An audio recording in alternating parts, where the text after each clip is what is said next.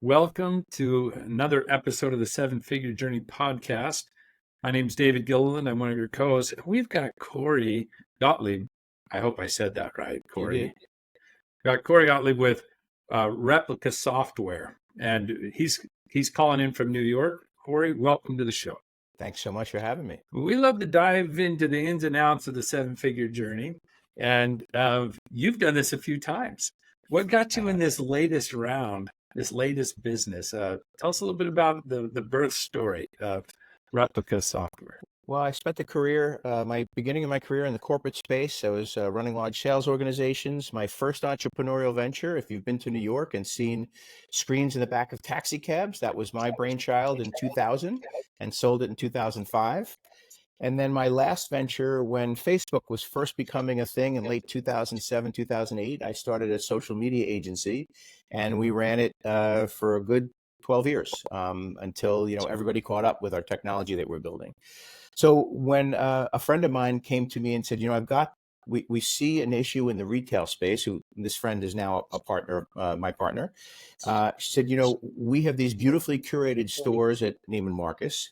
They have well-trained sales associates in the store. So all the inspiration to purchase is trapped in the store, but more and more people are buying online and finding their inspiration on social media. So we need to create a tool for these brands and retailers around the world to extend the reach of their inspiration beyond the walls of the store, post in social media, and then drive traffic back to the brand's e-commerce site. So that was the inspiration. I literally got a phone call from my now partner saying, I've got an idea, please don't steal it. And I didn't steal it. We actually did it together. That's cool. That's cool. And so, you got it off the ground. You got going. You got your first customers after you built your solution, right? And rolling down that path is not easy in the software space. There's so many that fail. And then you've taken it now and you've broken the seven-figure spot. What kind of insights, what sort of things are really helping you succeed today? What's helping you move to the next level? Well, I think, the first answer to the question is, or the first part of the question is like the journey to get to that seven-figure spot, right? Like that shouldn't be just overlooked. That's the toughest part of it's one of the toughest parts of the business, but it's, really defining your product, finding people who, agree with its values and core values, willing to try it, give you very valuable feedback from your early customers. So what we did is we went after the big customers, LVMH, L'Oreal, long sales cycle, lots of people involved with the sales process, but ultimately we were able to do it. That's how we're sitting here today. And, learned a lot from working with different brands in different markets around the world. So as you creep along in that process and work your way towards a seven-figure number, you have to really take a step back and say, all right, we got here, but this isn't the end game. This is really the starting point at this point. How do we grow from there? And we started to, look at the churn rate, why did customers leave, how long it took to get customers. And then we started to try to mitigate some of those blocking points and really cut down those things that were slowing us down. Nice. Always reworking the product, reworking the Constant. process, right? Constant. And we can't do it sitting inside. Like we got to get out. We got to hear it from the customers. We have to see what they're experiencing. Well, that's a really interesting insight, especially let's call it post-COVID. We all, we started this business pre-COVID. We survived COVID. Pre-COVID, we had lots of face calls. We were with our clients. We were physically sitting in their offices. We were establishing, let's call it old school relationships. Then COVID locked us all in our little bubbles. And now I find with me and with our employees, it takes a little extra effort to find the value in getting out there and reestablishing that connection. But I think it's really, really important.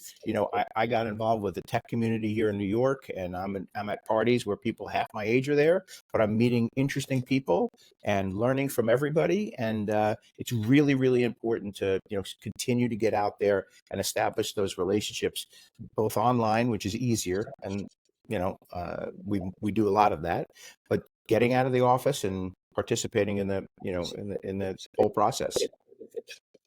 Yeah, absolutely. The work happens work happens in a lot of ways more face to face than we like to admit. Right? It just True. is. True. Still, relationships are part of it, Yeah. and I'm hoping the next generation learns that texting isn't quite enough for some things. Yeah, It's and just not good enough. listen, I feel bad sometimes for this next generation because they haven't had the opportunities that you or I might have had in the early parts of our career, where we were in an office, where we had our mentors right there with us. In many Yeah, cases, we were in meetings with them regularly, and we had the old water cooler conversation, right? yeah. It You're was just like an in the apprentice office, model in many ways. We were always around. We were always seeing. just soaking it in like a sponge, and the next thing you know, you've got your next opportunity in front of you. So, Yeah, and you establish your network too. So it's yeah, important to yeah. get out there and do that. And I am seeing the next generation do a really good job. I see them at the network places too. I see them talking. I see them hustling. Yeah. The ones that are really moving are doing it, Right. and they're doing a great job. And so it's fun to watch. Well, we'll quit pontificating on this whole thing, but those were some important lessons you learned along the way. Were just really getting tight around what does the customer really need. And now that you're at this stage, it hasn't changed. If anything, we just now have some deeper rooted assumptions we have to challenge and keep listening, right? Or True. we get stuck at that same spot. So, give us one more nugget. What's something you're doing now that's making a difference that's going to help you bust to the next level? So I think, in the journey of entrepreneurship, you tend to, create the product, make sure you have product market validation, get your first clients, learn from your clients. But as you grow, you need to open your eyes a little bit more to the entire ecosystem of what's going on out there and what partners may be able to help you. And, I'm an older guy, but I still listen to everybody. Everybody's got an opinion, and whether I agree with it or not at the end of the day is inconsequential. If you don't listen to people and keep talking to them, you're not going to pick up the nugget. So for me, the answer to your question is we've been able to establish some really good partnerships with some people I never would have thought would have partnered with me or would be interested in our company. But people like Google and SAP, are our new partners because we kind of said, how are we going to build this beyond what our initial thoughts were?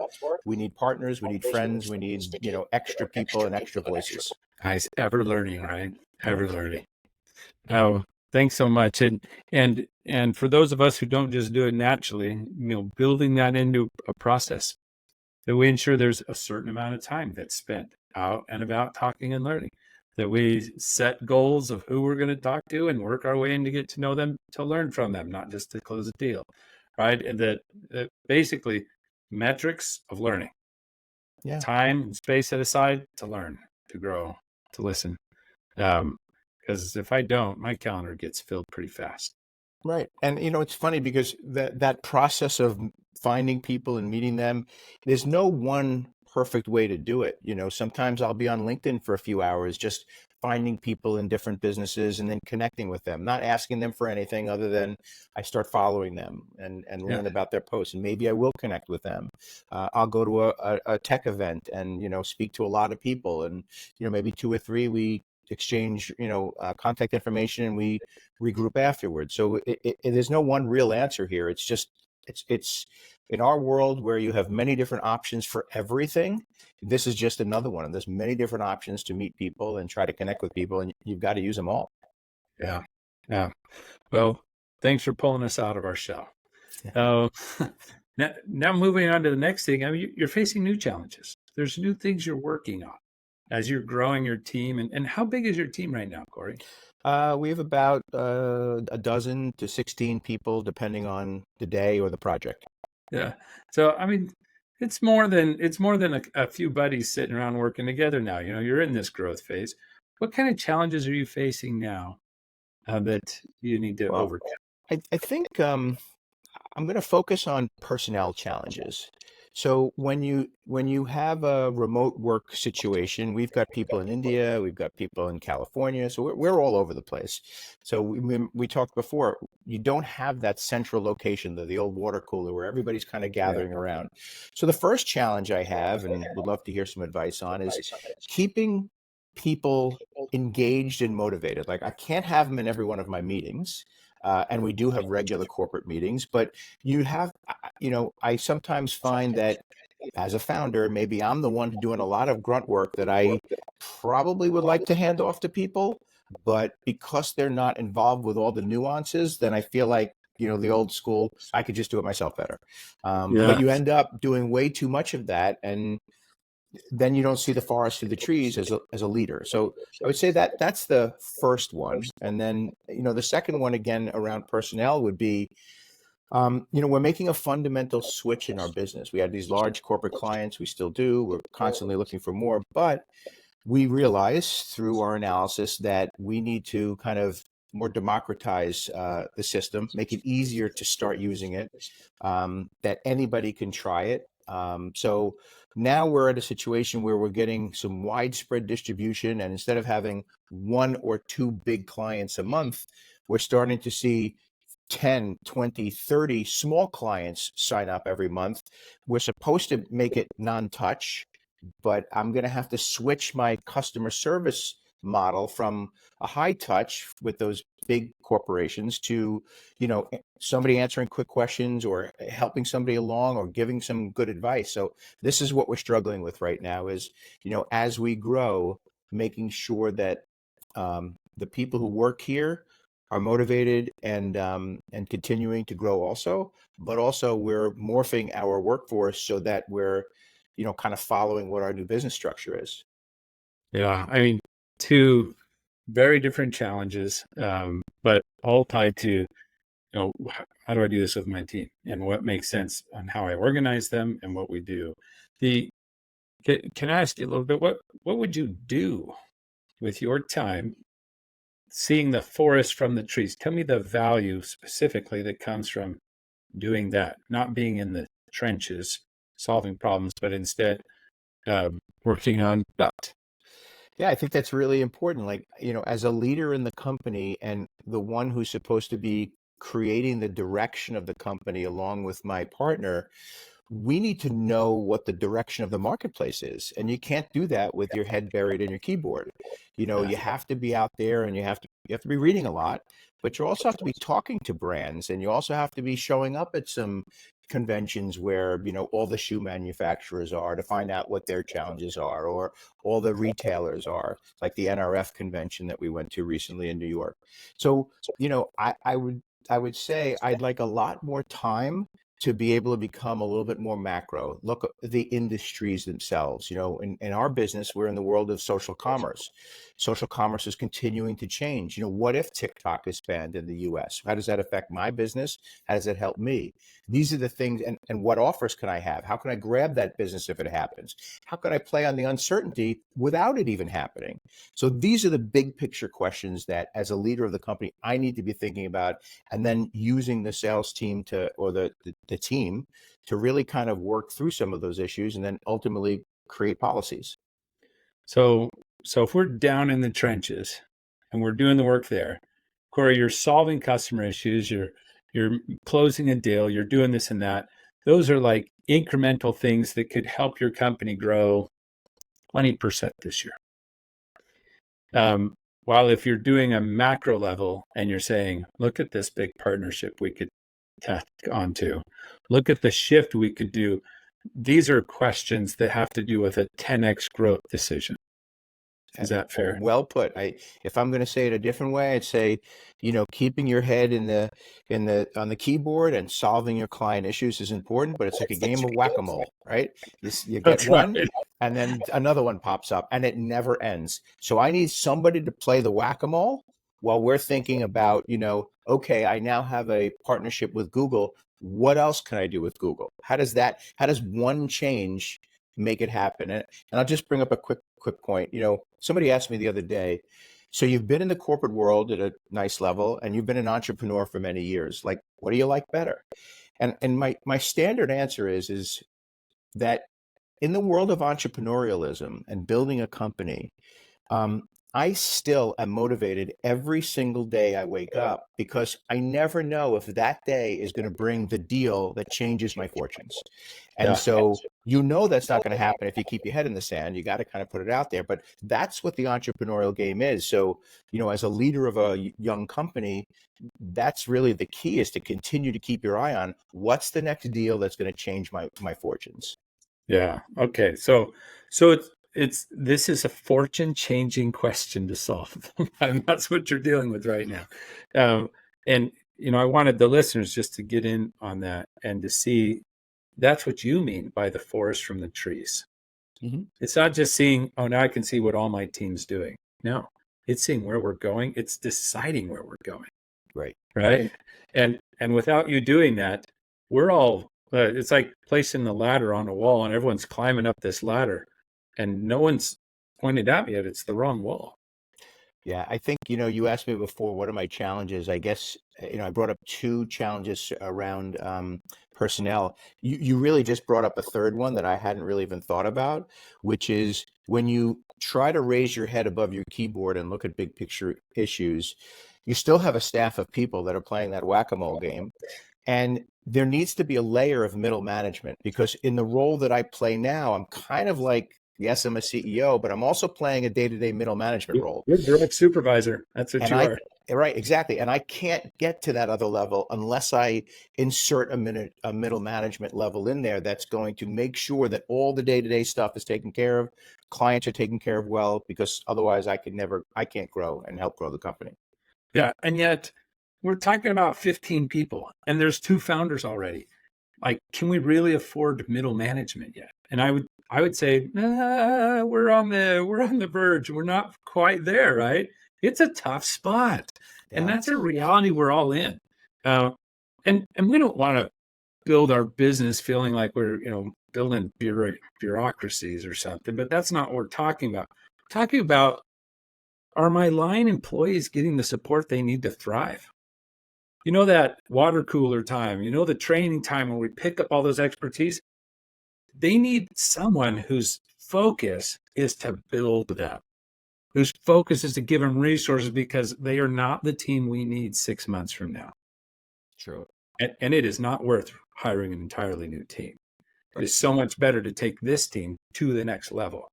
And that's what we're talking about. It's that support time. And so here, maybe this is some thoughts, because again, I feel that pull. I would love, and it would be great if I could just hire someone else to lead my team in the day-to-day operations. And that's appropriate at some point. But today, my cash tells me, no, David, you're still running that. You just are, okay. I didn't get funding. Some of our listeners have, but we know the faster we burn through that, the worse it is. We need to use our funding for other things still. Make sure we get the market right. And so I'm bootstrapping, and there are ways though to divide our time to where we give the right amount of time at the right place, so everybody knows I need support. Corey already has time set aside for me. It's this time. So they're not coming in your office, walking through the door like some big line of people waiting for advice all day long, gobbling up your time as you're hitting the whack-a-moles on the head. Right. Right. So here's something I found at this particular stage that's been really useful is first, and you alluded to this, I need a team that that I can hand things to. I could trust them to do it. Maybe this was before we got on the call. Maybe it was while we got on. Sorry, I'm forgetting. But I've got to be able to trust them to do this work. And sometimes it's just easier to do it myself. It's so much easier for me to quickly take care of this than to train somebody else. And that's true the first 2 or 3 times. But once it's the 10th time we're solving it, that was no longer true. Right? That was just no longer true.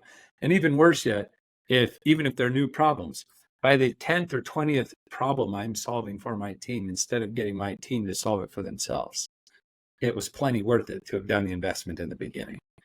And so here's some things that I look at that I found very helpful for really business owners across every industry is, how do we get out of our head the roadmap? Here's the vision and the direction that I got. Now, you talked about that. We're setting direction. How do I get it out of my head so clearly that everyone on the team and get it into the minds and hearts of the team so profoundly that every one of them get it? They know where we're headed. They know what rules or priorities we base our decisions on. They make choices in line with those, to where their choices, though they may be a little different than we would have made, we would support it and say, yeah, that's one of the options I'd have picked. Good job. What did you learn? Right. And so you're building them actively because they're sharing a purpose, core values, and they know the mission. They know that the roadmap is leading us to here in the next 3 years. We're supposed to land here. Right. They may even know today's strategies, what we want them to get to. The strategy right now is the following, and that may change, right? According to the things we're learning as we're out there doing direction. You just had one. You shared that with us, and we've got to change, a shift in our strategy. Great. But now that it's changed, do we have a time and place that the team members both helped to create that roadmap and see their place within it? And that's what I found. And what that does is it buys me a ton of time. So first, I got to get the vision out of my head. And that's the first piece. A real clear purpose that's beyond just the number on revenue. That's going to be part of the mission. This is a purpose. This is the impact revenue. This is the cool thing we're doing. We're unleashing some power out there, right? And then, because you're always serving that in some way, then there's a set of guidelines, and I call them my core values. Not nice to haves. Not it looks good to the customers if we say these things. These are the reason Joey didn't work out was he just wasn't a fit. He always acted like this, and none of us could even stand it. Oh, there was probably a core value in there that he was rubbing, right? Right. Or the reason Susie's knocking it out of the ballpark. It's not just that she's technically competent. She's one of us. She owns it. That's one of our values. You just own it. No one ever has to follow up with you. You're always following up first. You're the first to say, my number's here. I'm short. Here's my plan. Give me some feedback. Oh, that's a different value. That doesn't exist in every company. Right. Okay, so we're going to find something. Maybe it's like, radical candor, or maybe it's we laugh a lot. If you can't take a good joke, you don't belong here. Like, you may have some things like that are just, they're sort of your thing. And when someone doesn't have those core 4 or 5, they're just difficult to work with. It makes everything hard. Well, I think you've kind of narrowed it down to 2 kind of things. So the first one is the clear direction. And I think, it's incumbent upon us as leaders to make sure that the direction is clear, concise, and repeatable. Tell you a quick story. So I used to work at what's now CBS Outdoor. So I used to run sales for all the out-of-home, billboards and bus sides all around the world. And my boss at the time had 4 key things that he would drill into us every single meeting on Monday mornings, our big sales meeting. Wear a white shirt, be present, ask for the order, so certain things that we literally drilled into each other's heads every single day. So that's the kind of the let's call it in that case the 4 mantras that is, what we're trying to do together. But then, you mentioned Sally, and I don't remember the other name you used, Joey. And in this case, Joey didn't work out. And sometimes the reason why Joey doesn't work out is because I didn't give Joey, enough information about the way I would handle some situations. So if Joey has gotten, the opportunity to work with me 5, 10 times, we've seen the same problems come up each time, he should be able to communicate the way I would communicate, because I shared it with him. He was part of those first 10, and he should be able to sail on his own. But that doesn't always work out that way. Yeah, especially if deep down, though, you've got a process in a way. Let's suppose one of your core values is like, you just genuinely care. You genuinely care about people. And Joey genuinely cares about stuff. Genuinely cares about, like, let's say, like, engineering minded. I just care about the numbers and how they play out. People, schmeeple, they're replaceable. You got right. Well, Joey's words wouldn't even come off right, even if he was using the same ones as you, because he genuinely doesn't care about the people he's talking to. Right. Or doesn't understand it, but either way, same concept. Right. Hasn't grown into that. And it may not be something we have time to develop them in. Right. And so these core values, when we get that clarity out, and then the mission says, and here's what we're going to go do. This is the cool thing that's inspiring that everyone wants to put the extra effort into, because this is a big goal. It means a lot to us. And the metrics of it show that we're going to be profitable. We're going to be able to keep doing the things we're trying to do. Fantastic. Everyone sees the game plan. Then in their roles, they can be lined up to deliver on that very clearly with clear metrics. That kind of accountability is really important because they're able to now self-lead in a lot of ways. And it gets us down to, instead of answering 1,000 questions, now we just set up a simple meeting rhythm. I have to both set direction, and then sometimes I have to be in the trenches because, 15, 8, 10, 12, 15, 20 people, I just don't have the same revenues and margins yet to justify another layer of support. Right. But if I can just have a quarterly meeting that's all about strategy and seeing the forest from the trees, that my whole team is allowed to be a part of. Now they're helping to do some of that scanning of the environment. They're bringing in information, they're learning. So our trust level goes up for them because they're starting to think more strategic with us after the third or fourth of those quarterly meetings. They're really seeing it. They're getting it. They're getting into it. Well, that helps on one end. Then maybe a monthly that's helping us to see how are we delivering on a broad sense across the company, and maybe a weekly. So my team has a place they know I can come here for answers to questions I have around the team and how we work together. But I've got time and space set aside for it. And maybe a weekly on a personal level. Here's what I'm dealing with in my personal life, and here's what I'm dealing with in my professional life. And I need help. I'm going after these, we call them big threes, your KPI for your role. I'm hitting on these two, and this one I'm not. Here's my plan to fix it. Corey, what do you suggest? Now they're getting one-on-one help, but they know I can supervise and lead them during that one-on-one. And now, I've got maybe a half an hour for everyone who's going to report to me. That may take 4 or 5 hours of my week, but only 4 or 5 hours to Right. supervise that. Maybe another hour, 6 for that weekly touch, or another hour in a month. So now you're like, can I do 7 or 8 hours of leading my team a week?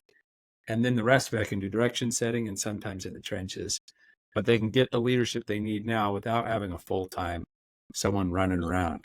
I think it's more than just a question. It's an obligation, right? I mean, if you are hiring people and they're working for you on the same team as you're there, and you're trying to be in this boat where you're all pulling the oars at the same time, you have to make sure that, like, it's my responsibility to make sure they've been given all the tools to succeed. If ultimately they're given all the tools to succeed and they don't, it's a lot easier to cut where you have to. That's right. But I think it's a primary responsibility as a team leader, as a CEO, to make sure that everybody has all the information they need and all the support they need, so they could either climb up the rope or hang themselves with it.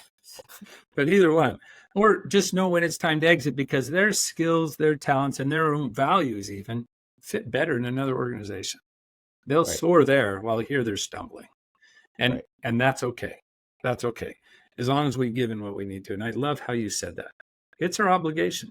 They have entrusted us by saying, I'm going to come work with you. Right. Our job is to help them really be excellent. We Yep. want them to go home kissing their spouse instead of kicking their dog, right? And so that's what we're trying to do every day. Anyway, then if we need a big shift, and you asked about this, what if I'm shifting them from one to the next? That's a strategic shift.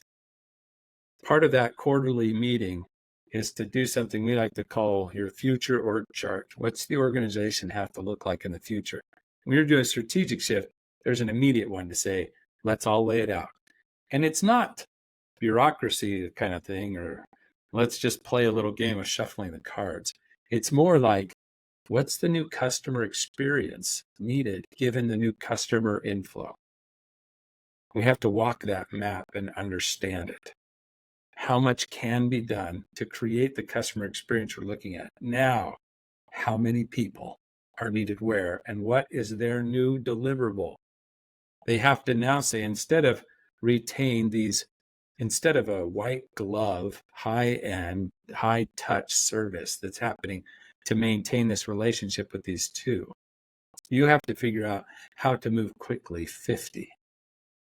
And that looks differently. Here's some key new metrics of success for them, right? It's just a new game.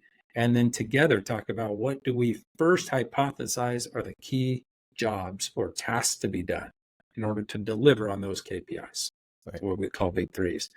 Now we can start to build a new organization, let people know this is where you belong. The rules of the game have changed, and you have a new measure of success. Now we're coaching them towards that. And we expect it to not work at the beginning, and we'll be delighted if it does. Right. Right. And I think that the side benefit to what you just described is that you will find some of the people who work for you that will bubble up to the surface and become natural leaders. That's right. You don't have to bring in someone from the outside to be it. In fact, I usually try to shy away from bringing somebody from the outside to be on top of some of my trusted people. I'd like to grow the organization like we're doing now, make sure that everybody's empowered to do their best, they have all the right information, and then through quarterly meetings or however, whatever cadence we agree, we ultimately Whatever do, you decide on. it becomes clear who the leaders are, who the people are that are getting it, and then ultimately they will earn the respect of the people around them, and they'll become natural leaders. Yeah. And they've been part of putting into place like the new KPIs for this role, given the new customer experience. Imagine how They get fast the vested. implementation is. Yeah, they It's get instant. vested. That's right. It's Yeah. theirs. They'll prove that it's right because they care a lot about it. Instead of trying to prove you were wrong, Right. they're going to prove it right. And they're going to figure it out. Yeah. And that's a great leader. So this system will help your team stay nimble for not just this one shift, but the shifts that are to come in the future. Get them engaged early, even in the quarterly strategic offsite type of stuff. If they can't be there, then they're to think about it. They're to send in their input and their insights if for some reason, but they're there. They see their fingerprints all over the end result. That makes for a great team. Nimble, able to still move and shift. And you can keep doing versions of that well into 100 employees. And that's powerful, Yeah. right? Instead of just having cogs in the system. All right. Hopefully, and I can hear you're doing a lot of these things. Hopefully some of the things we shared, they could also benefit you in your business. Oh, you've definitely opened up, I mean, obviously it's not my first time at the rodeo, but again, I don't have all the answers. I never will. So talking to you today has even given me some ideas for how to improve the processes we have and maybe incorporate a couple new ones. So I appreciate that. Corey, we just loved having you on the show, and that's going to kind of wrap up what we've been doing. Before we close off, though, how would people get in touch with you if they were looking and saying, "I want my customer experience in the resale and all of the advocates that I have out there to be able to use a cool software that can amplify their voices and pay my advocates for sending me new customers"? How would they get in touch with you? Yeah, so I don't know if we actually described what my company does in the beginning of this, but I think Oh, you just pretty much said what it does, right? So we create affiliate programs for brands and retailers of all sizes. So we allow the people who know your products best to become affiliate sellers. Sales associates that are trapped in the store and retail locations need to be able to inspire customers beyond the four walls of the stores because less people are shopping there. More people are getting inspiration on social media. So, engaging your network of product experts to become what we call social sellers is what we do. If you're a brand or a retailer who would like to do that, you can just go to my website, which is Replica with a K. So it's REPLIKA software.com. My contact information is on there. And we'd be happy to talk to anybody who'd like to do business or who'd like to just talk about doing business. great. So that was replicasoftware.com .com. with Right. a K, right? Yes. Replica, a Yes. K. Well, fantastic. Thanks again, Corey, for being part of this. That wraps up today's episode of the Seven Figure Journey podcast. And for all of you out there who know other seven figure business owners, please like, share, do what we need to get the rest of them in learning, growing with us. We just invite you to keep growing, to keep learning, keep striving, and keep caring. And we will connect with you again next podcast.